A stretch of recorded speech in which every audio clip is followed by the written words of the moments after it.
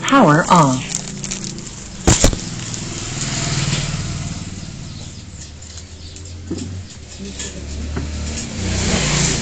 सब चीजों से ममत्व निकालना। जब तुम आत्मा पावन कर्मातीत बन जाएगी तब घर में जा सकेगी। प्रश्न, आत्मा को किस बात से बहुत डर लगता है और वह डर क्यों? उत्तर, आत्मा को शरीर छोड़ने से बहुत डर लगता है क्योंकि उसका शरीर में ममत्व हो गया है। अगर कोई दुख के कारण शरीर छोड़ना भी चाहता है तो भी उसे पाप कर्मों की सजा तो भोगनी ही पड़ती है। संगम पर तुम बच्चों को कोई भी डर नहीं, तुम्हें और भी खुशी है कि हम पुराना शरीर छोड़ बाबा के पास जाएंगे। ओम शांति। मीठे मीठे बच्चों को समझाया गया है, एक है ज्ञान, दूसरा है भक्ति। ड्रामा में यह नोंद है, ड्रामा के आदि मध्य अंत को और कोई भी नहीं जानते। तुम बच्चे तो जानते हो, सतयुग में मरने का डर नहीं रहता है। जानते हैं हमको एक शरीर छोड़ दूसरा शरीर लेना है। दुख की, रोने आदि की बात नहीं, यहाँ मरने से डर रहता है। आत्मा को शरीर छोड़ने से दुख होता है, डरती है क्योंकि फिर भी दूसरा जन्म ले दुख ही भोगना है। तो बाबा हम बच्चों को समझा रहे हैं, एक है ज्ञान और दूसरा है भक्ति। ड्रामा में ये नोंद है। तो सतयुग में आत्मा शरीर लेती है, एक शरीर लेती है और दूसरा शरीर, एक शरीर लेती है और उसी शरीर को छोड़ती भी है। लेकिन छोड़ते वक्त उसके मन में कोई डर, कोई दुख की भावना भी नहीं आती क्योंकि उसे पता है ये शरीर छोड़कर मैं दूसरा नया शरीर लेने वाली हूँ। लेकिन यहाँ कलयुग में जब कोई शरीर छोड़ता है तो शरीर छोड़ते वक्त उसे दुख भी होता है और उसे फिर अगले जन्म की भी चिंता होती है कि अगर मैं अब शरीर छोड़ूंगी तो फिर से आकर मुझे इस दुख भरी दुनिया में ही आना है और दुख ही भोगना है। तुम तो हो संगम युगी, अभी हम बाबा के बच्चे हैं संगम युगी। तुम बच्चों को बाप ने समझाया है, अब वापिस चलना है। कहाँ? घर। वह भगवान का घर है ना, यह कोई घर नहीं है।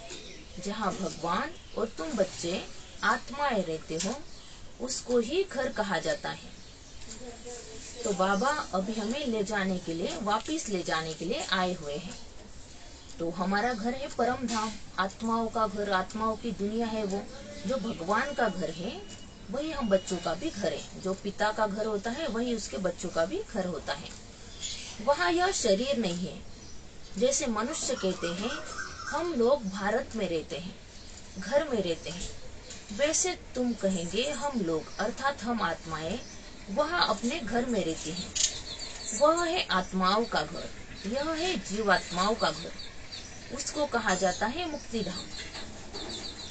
हम लोगों से पूछते आप कहाँ रहते तो वो कहते हैं, कोई कहते हैं हम भारत में रहते हैं तो कोई कहाँ, लेकिन हम आत्माओं का घर है परम धाम। और हमने शरीर धारण किया हुआ इसलिए हम यहाँ रहते हैं, लेकिन आत्मा का वास्तविक घर है परम धाम, जिसे मुक्ति धाम भी कहते हैं क्योंकि आत्मा वहाँ पर मुक्ति की अवस्था में रहते हैं। मनुष्य पुरुषार्थ तो करते हैं वहाँ जाने के लिए कि हम भगवान से जाकर मिले। भगवान से मिलने के लिए बहुत खुशी होनी चाहिए। यह जो आत्मा का शरीर है इसमें आत्मा का बहुत मोह पड़ गया है, इसलिए थोड़ी भी बीमारी आदि होती है तो डर लगता है कहाँ शरीर न छूट जाए। अज्ञान काल में भी डर रहता है। इस समय जबकि संगम युग है, तुम जानते हो अब वापिस जाना है बाप के पास, तो डर की बात नहीं। बाप ने युक्ति बहुत अच्छी बताई है। तो बाबा कह रहे हैं कि तुम्हारा इस शरीर में अभी बहुत मोह हो गया है क्योंकि जब आप बीमार पड़ते हो तो आपको कहीं ऐसा लगता है कि आप शरीर न छूट जाए। तो बाबा कह रहे अभी तुम संगम पर हो, मेरे बन चुके हो, तो अभी तुम्हें इस बात से डर नहीं लगना चाहिए कि कहीं मेरा शरीर न छूट जाए। पतित आत्माएं तो मेरे पास मुक्ति धाम में आ न सके, वह है ही पवित्र आत्माओं का घर, यह है मनुष्यों का घर। पतित आत्माएं बाबा के पास मुक्ति धाम में नहीं जा सकती, क्योंकि वो पवित्र धाम है, तो पवित्र आत्माओं का घर है। यह शरीर बनते हैं 5 तत्वों से, तो 5 तत्व यहाँ रहने के लिए खींचते हैं। आकाश, जल, वायु, पृथ्वी और अग्नि। वहाँ मूल वतन में यह तत्व नहीं है। यह विचार सागर मंथन करने की युक्तियां हैं। तो हमारा जो शरीर ये 5 तत्वों से बना हुआ है, इसलिए यह तत्व हमें यहाँ रहने के लिए खींचते हैं, लेकिन मूल वतन में तो कोई तत्व है नहीं। आत्मा ने यह प्रॉपर्टी ली हुई है, इसलिए शरीर में ममत्व हो गया है। आत्मा ने शरीर को धारण किया है और अब इसे अपना ही समझा है, इसलिए शरीर से आत्मा को ममत्व हो गया है। नहीं तो हम आत्माएं वहाँ की रहने वाली है। अब फिर पुरुषार्थ करते हैं वहाँ जाने के लिए। जब तुम पवित्र आत्माएं बन जाती हो तो फिर तुमको सुख मिलता है, दुख की बात ही नहीं। इस समय है ही दुख धाम। तो अभी हम आत्माएं पुरुषार्थ करते हैं उस सुख भरी दुनिया में जाने के लिए। पवित्र दुनिया में अभी हमें जाना है, तो उस दुनिया में हमें सुख ही मिलता है और इस दुनिया में दुख ही दुख है। तो यह 5 तत्व भी खींचते हैं ऊपर से नीचे आकर पार्ट बजाने के लिए। प्रकृति का आधार तो जरूर लेना पड़ता है, नहीं तो खेल चल न सके। यह खेल दुख और सुख का बना हुआ है। जब तुम सुख में हो तो 5 तत्वों के शरीर से ममत्व नहीं रहता है, वहाँ तो पवित्र रहते हैं। इतना ममत्व नहीं रहता है शरीर में। इन 5 तत्वों का ममत्व भी छोड़ देते हैं। तो जब हम सतयुग में होते हैं तो वहाँ आत्मा को शरीर से कोई भी ममत्व नहीं रहता है, ना ही 5 तत्वों से हमारा मोह रहता है, ना ही शरीर से मोह रहता है, क्योंकि वो पवित्र दुनिया होती है। आत्मा भी प्योर होते हैं, शरीर भी प्योर होते हैं, लेकिन फिर भी उस समय हमारा शरीर में कोई मोह नहीं रहता है। हम पवित्र बने फिर वहाँ शरीर भी योग बल से बनते हैं, इसलिए माया खींचती नहीं है। हमारा वह शरीर योग बल का है, इसलिए दुख ही नहीं है। सतयुग में हमारा शरीर योग बल से बनता है, इसलिए वहाँ पर दुख की कोई बात नहीं। ड्रामा कैसा वंडरफुल बना हुआ है। यह भी बड़ी महीन समझने की बातें हैं। जो अच्छे बुद्धिमान है और सर्विस में तत्पर रहते हैं, वही अच्छी रीति समझा सकते हैं। बाप ने कहा है, धन दिए धन ना छूटे। दान करते रहेंगे तो धारणा भी होगी, नहीं तो धारणा होना मुश्किल है।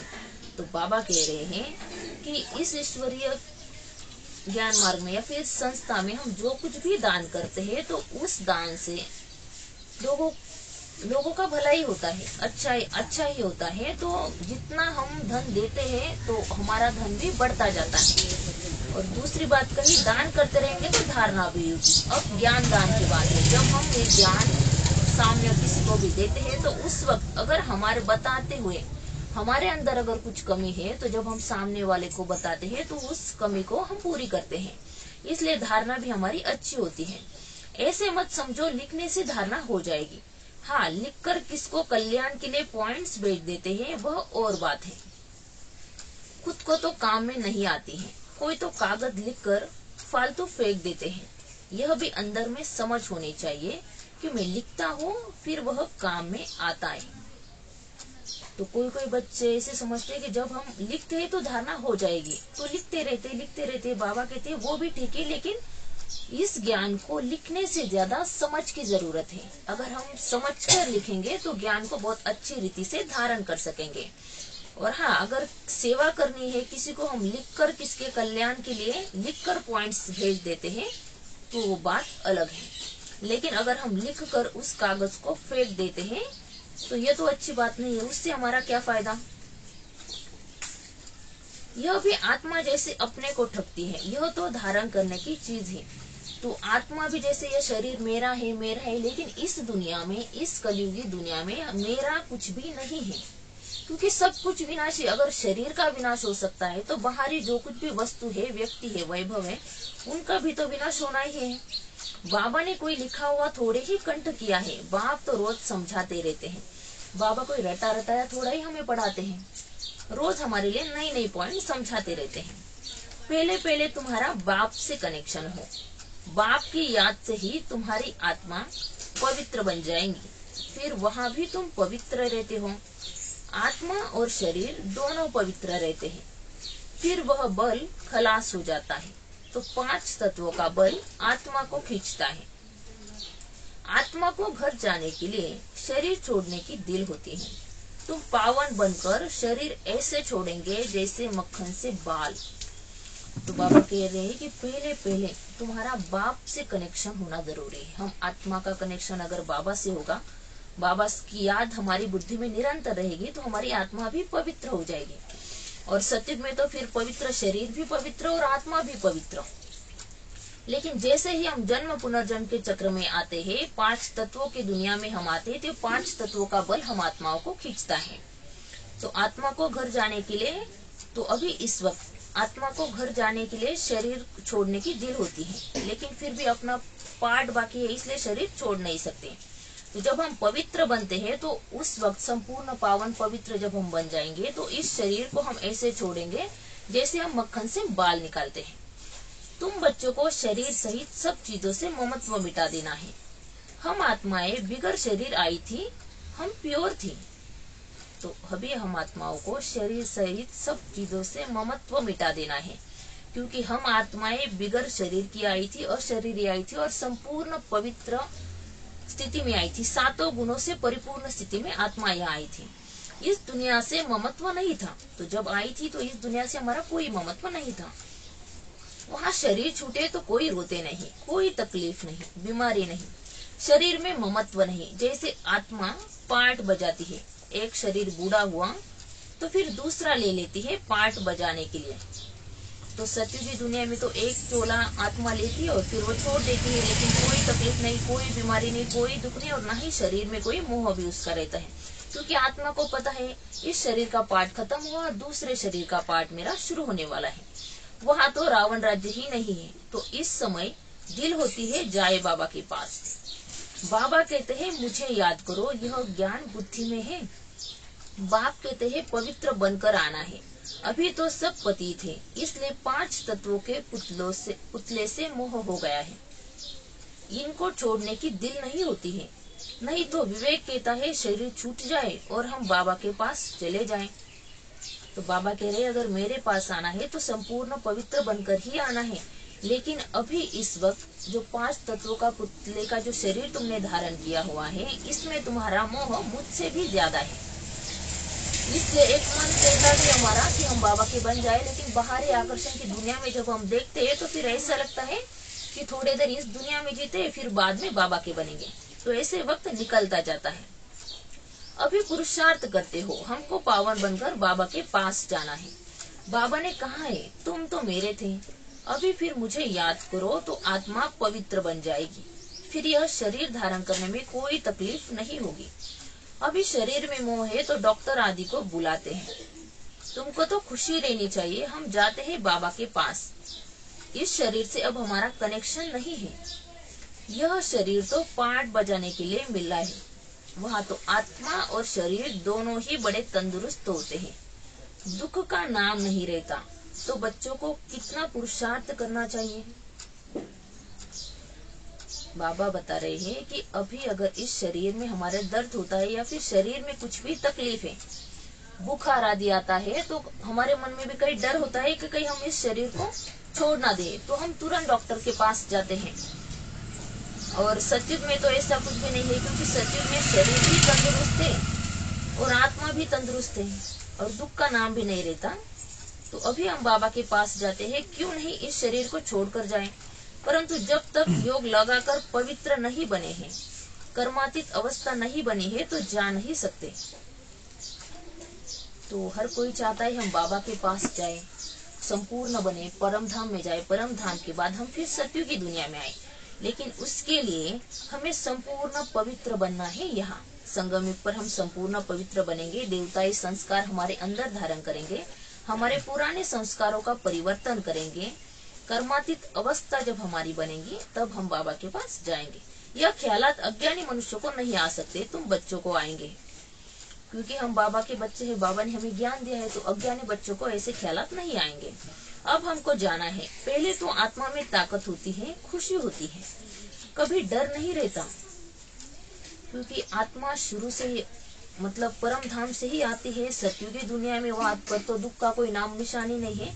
तो आत्मा सातों गुणों से परिपूर्ण होकर वहां आती है, तो दुख ताकत तो उसमें होती भी है, खुशी होती है, डर की तो कोई बात नहीं।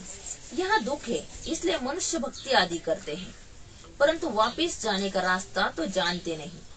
जाने का रास्ता तो एक बाप ही बताते हैं।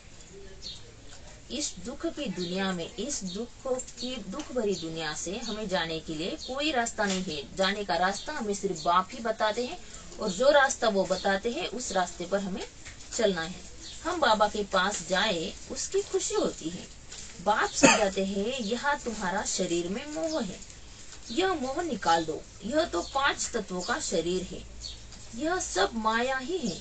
इन आंखों से जो कुछ आत्मा देखती है सब माया ही माया है। यहाँ हर चीज में दुख है, कितना गंध है। स्वर्ग में तो शरीर भी फर्स्ट क्लास, महल भी फर्स्ट क्लास मिलेंगे। दुख की बात ही नहीं, कैसा बना हुआ है, कैसा बना हुआ खेल है, यह तो चिंतन में आना चाहिए। तो सृष्टि रंगमंच पर हर एक का अपना पाठ है, और ये 5000 साल का ड्रामा चक्र पार्ट बना हुआ है। तो शुरू में सुख तो होगा, बाद में दुख तो होगा ही। तो बाबा कह रहे हैं कि अभी तुम्हें इस 5 तत्वों के शरीर में जो भी मोह है, अब तुम इससे निकलकर मुझे याद करो, ताकि जब हम बाबा को याद करेंगे इस दुख भरी दुनिया से, यहाँ सिर्फ दिखने में सुख है लेकिन है तो दुख। तो बाबा कह रहे हैं कि मैं तुम्हें इस दुख भरी दुनिया से निकलकर स्वर्ग में ले जाऊंगा, जहाँ तुम्हारा शरीर भी फर्स्ट क्लास अच्छे से अच्छा होगा, और महल भी तुम्हारे लिए अच्छे ही होंगे। दुख की कोई बात नहीं। बाप कहते हैं और कुछ नहीं समझते हो, अच्छा बोलो। बाप को याद करो तो विकर्म विनाश हो जाएंगे, स्वर्ग में चले जाएंगे। हम तो आत्मा है, यह शरीर रूपी दुम बाद में मिला है, इनमें हम क्यों फंसे हैं। बाप समझाते हैं, इसको रावण राज्य कहा जाता है। तो जब हम बाबा को याद करते हैं उससे हमारे विकर्म विनाश होते हैं। अगर विकर्म विनाश होंगे तो हम स्वर्ग में चले जाएंगे। रावण राज्य में दुख ही दुख है, सतयुग में दुख की बात नहीं। अब बाबा की याद से हम शक्ति लेते हैं, क्योंकि कमजोर बन गए हैं। देह अभिमान है सबसे कमजोर बनाने वाला। तो बाप समझाते हैं, यह ड्रामा बना हुआ है, यह बंद नहीं हो सकता है।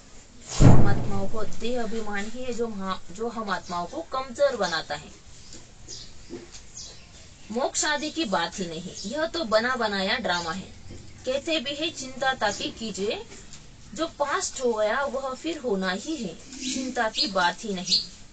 सतयुग में खराब कुछ होता नहीं है, यहाँ चिंता लगी है। सतयुग में कुछ खराब होता नहीं, इसलिए वहां पर चिंता तो रहती नहीं, चिंता तो यहाँ है। बाप कहते हैं यह तो ड्रामा है, बाप ने रास्ता तो बताया ही है, ऐसे तुम मेरे पास पहुंच जाएंगे। बाबा ने जो रास्ता बताया है उस रास्ते पर हम चलेंगे तो हम बाबा के पास पहुंच जाएंगे, मक्खन से बाल निकल जाएगा। सिर्फ तुम मुझे याद करो तो आत्मा पवित्र हो जाए। इस संसार में अगर हम किसी को भी हम याद करेंगे तो ना ही हमारा उद्धार होने वाला है और ना ही हमारी आत्मा प्योर बनने वाली है। सिर्फ एक बाबा को जब हम याद करेंगे तो हमारी आत्मा पवित्र बन जाएगी। पावन बनने की और कोई युक्ति नहीं है। तो बाबा समझा रहे हैं कि तुम्हें अगर पवित्र बनना है, पावन बनना है, अपना उज्जवल भविष्य तुम अगर देखना चाहते हो तो उसके लिए मैं जो युक्ति बताता हूँ उसे छोड़कर और कोई युक्ति नहीं है। अभी तुम समझते हो हम रावण राज्य में बैठे हैं, वह है ईश्वरीय राज्य। ईश्वरीय राज्य और आसुरी राज्य का खेल है। ईश्वर कैसे आकर स्थापना करते हैं यह किसको पता नहीं है। बाप को ही ज्ञान का सागर कहा जाता है। बाबा ही ज्ञान का सागर है, वही हमें ज्ञान देते हैं। संगम युग पर आते हैं, अपने समय पर आते हैं और हमें ज्ञान सुनाते हैं। ज्ञान सागर वही अकूट ज्ञान का खजाना है जो कभी संपत नहीं। वही आकर सब समझाते हैं। अभी तुम सारा ज्ञान समझ रहे हो, फिर यह सारा ज्ञान भूल जाएगा। जिस पढ़ाई से हम यह पद पाते हैं यह सब भूल जाता है। स्वर्ग में गए और यह नॉलेज गुम हो जाती है। तो बाबा हमें अभी जो पढ़ाई पढ़ा रहे हैं, तो जिस पढ़ाई से हम स्वर्ग में जाने वाले हैं, राजाई पद पाने वाले हैं, तो बाबा कह रहे हैं कि उस वक्त स्वर्ग में ये जो नॉलेज है ये तुम्हारे पास नहीं रहेगा। तुम अपने जो भी तुम्हारा पद होगा उसमें ही तुम रहोगे, तो ये नॉलेज वहां पर गुम हो जाएगा। भगवान ने डबल सिरताज कैसे बनाया वह कुछ भी नहीं जानते। यह भी नहीं जानता तो दूसरे शास्त्र आदि पढ़ने वाले क्या जाने, उनको टच भी नहीं होगा। तुम आकर सुनते हो तो तुमको झट टच होता है, हे सारा गुप्त। तो भगवान ने डबल सिरताज भगवान कैसे बनाते हैं ये कोई भी नहीं जानते थे, ब्रह्मा बाबा भी नहीं जानते थे। लेकिन तो फिर ये शास्त्र आदि पढ़ने वाले जो है तो वो क्या जानेंगे। तो बाबा ही आकर हमें ये ज्ञान सुनाते हैं। जो बाबा के बच्चे होंगे, कल्प पहले जो बाबा के बच्चे बने होंगे, जब वो इस ज्ञान को सुनेंगे तो उन्हें ये ज्ञान का तीर लग जाएगा। बाप सुनाते हैं, देखने में आता है क्या, समझ में आता है, आत्मा को देखा है क्या, समझते हैं आत्मा है, दिव्य दृष्टि से देखा जा सकता है। तो बाबा पूछ रहे हैं कि आत्मा है तो आत्मा को क्या देख सकते हो क्या, दिव्य दृष्टि से देखा जा सकता है। तो जब हम बाबा के बने तो बाबा ने हमें 2 वरदान दिए शुरू से, दिव्य दृष्टि का और दिव्य बुद्धि का। दिव्य दृष्टि से हमें सभी को आत्मिक स्थिति में ही देखना है, और दिव्य बुद्धि मतलब बाबा का जो ज्ञान है उस ज्ञान को हम अच्छी रीति से अपने बुद्धि में धारण करें। बाबा कहते हैं देखने से क्या समझेंगे, आत्मा छोटी बिंदी है, आत्माएं अनेक है, 10-20 का भी तुम साक्षात्कार करेंगे, एक से तो कुछ पता न पड़े, समझ भी न सके। बहुतों को साक्षात्कार होता है, मालूम कैसे पड़े आत्मा है या परमात्मा है, एक जैसे ही है तो कैसे पता चलेगा आत्मा है या परमात्मा है, फर्क का मालूम नहीं पड़ता है। बैठे बैठे छोटी छोटी आत्माएं देखने में आती हैं, यह थोड़े ही पता पड़ता है कि आत्मा है या परमात्मा है। देखने में हम आत्मा जैसे है वैसे ही परमात्मा ही है, लेकिन गुणों में अंतर है। हम जन्म में आते हैं, वो जन्म में नहीं आते, हम पुनर्जन्म में आते हैं, वो पुनर्जन्म में नहीं आते। तो अभी तुम जानते हो इतनी छोटी आत्मा में कितनी ताकत है, छोटी सी आत्मा, छोटी आत्मा लेकिन 84 जन्मों की रिकॉर्डिंग आत्मा के अंदर है। अगर अभी आत्मा ने इस शरीर को छोड़ा, अगर वो अगले शरीर में जाती है, अपना अगला पार्ट वो बजाती है, लेकिन जिस नए शरीर को आत्मा धारण करती है तो उस अपने नए शरीर में पिछला जो उसका पास्ट का जो जन्म है उसकी एक भी बात वो अपने नए जन्म में नहीं लाती है। तो आत्मा में कितनी ताकत है, कितनी पावरफुल शक्तिशाली आत्मा है, क्योंकि आत्मा सर्वशक्तिवान परमपिता परमात्मा की संतान है। आत्मा का पिता ही इतना सर्वशक्तिवान है तो आत्मा भी पावरफुल है। आत्मा तो मालिक है, एक शरीर छोड़ दूसरे में प्रवेश करती है पार्ट बजाने के लिए। कितनी कुदरत है। शरीर बीमार हो पड़ता है या कोई देवाला आदि निकालते हैं तो समझते हैं इससे तो शरीर ही छोड़ दे, आत्मा निकल जाएगी, दुख से छूट जाएगी। परंतु पापों का बोझा जो सिर पर है वह कैसे छूटे। तो कोई लोग मतलब आत्माएं अगर शरीर में दुख हो या फिर दुनिया से उन्हें दुख मिलता हो, परेशान हो, तो वो शरीर छोड़ देती है, जीव घात कर लेती है ताकि इस दुनिया से हम छूट जाएंगे। तो बाबा कह रहे हैं कि सर पर अगर पापों का बोझ है तो उस बोझ को लेकर आप कैसे छूटेंगे। तो तुम पुरुषार्थ ही करते हो कि याद से पाप विनाश हो जाए। उस तरह से अगर परेशान होकर जब हम शरीर छोड़ देते हैं, लेकिन जब तक हमारा शरीर में रहकर जब तक हम शरीर नहीं छोड़ते हैं, तो आत्मा अगर शरीर छोड़ने से पहले ही अगर अपने हाथ से इस शरीर को खत्म करती है, तो जब तक उसका वक्त नहीं आता तब तक वो यही दुनिया में ही भटकती रहती है। तो अगर हमें अपने पापों का नाश करना है तो हमें बाबा को याद करने से हमारे पाप नष्ट हो जाएंगे। रावण के कारण बहुत पाप हुआ है, क्योंकि रावण का राज्य है, दुनिया ही तमो प्रधान है, संस्कार ही खराब हो चुके हैं। इस वजह से हमसे बहुत पाप होते हैं, जिससे छूटने का रास्ता बाप बतलाते हैं। सिर्फ कहते हैं मुझे याद करते रहो, याद करते करते शरीर छूट जाए, तुम्हारे पाप आदि सब खत्म हो जाएंगे। याद करना भी मासी का घर नहीं है, पुराने संस्कार हैं जो नए संस्कार बनने नहीं देते, इसलिए हम घड़ी बाबा को भूल जाते। इसलिए बाबा भी कहते हैं कि मुझे याद करना कोई मासी का घर नहीं है।